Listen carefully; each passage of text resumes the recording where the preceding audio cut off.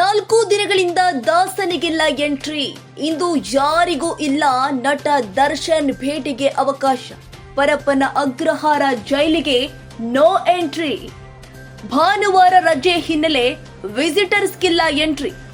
ಜೈಲು ವಾಸಿಗಳ ಭೇಟಿಗಿಲ್ಲ ಅವಕಾಶ. ಸೋಮವಾರವಷ್ಟೇ ತನ್ನ ಕುಟುಂಬದವರು ಭೇಟಿ ಮಾಡಿ ಧೈರ್ಯ ತುಂಬಿದ್ರು.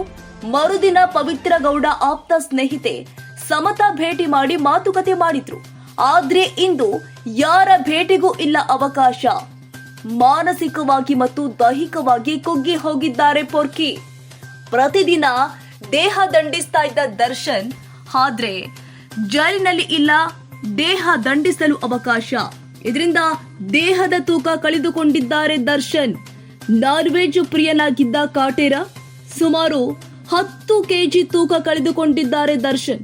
ಇಂದು ಮುಂಜಾನೆ ಬೇಗ ಎಚ್ಚರಗೊಂಡ ದರ್ಶನ್ ಕೆಲ ಹೊತ್ತು ಕೊಠಡಿಯಲ್ಲಿ ವಾಕಿಂಗ್, ಬಳಿಕ ಜೈಲು ಸಿಬ್ಬಂದಿ ನೀಡಿದ ಪಲಾವ್ ಸೇವನ್.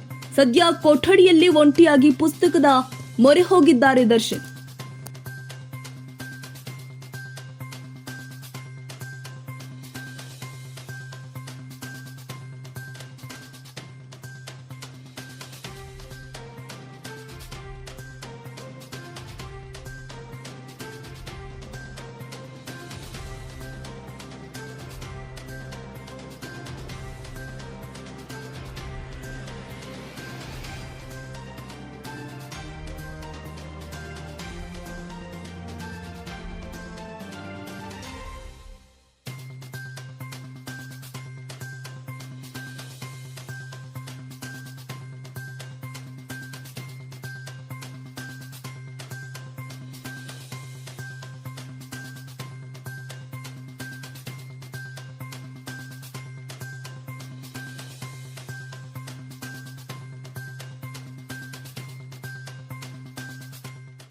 ಕ್ಷಣ ಕ್ಷಣದ ಸುದ್ದಿಗಾಗಿ News81 Kannada YouTube channel subscribe ಮಾಡಿ. ಹೊಸ ಸುದ್ದಿಗಳ ನೋಟಿಫಿಕೇಶನ್ಗಾಗಿ ಬೆಲ್ ಐಕಾನ್ ಕ್ಲಿಕ್ ಮಾಡಿ.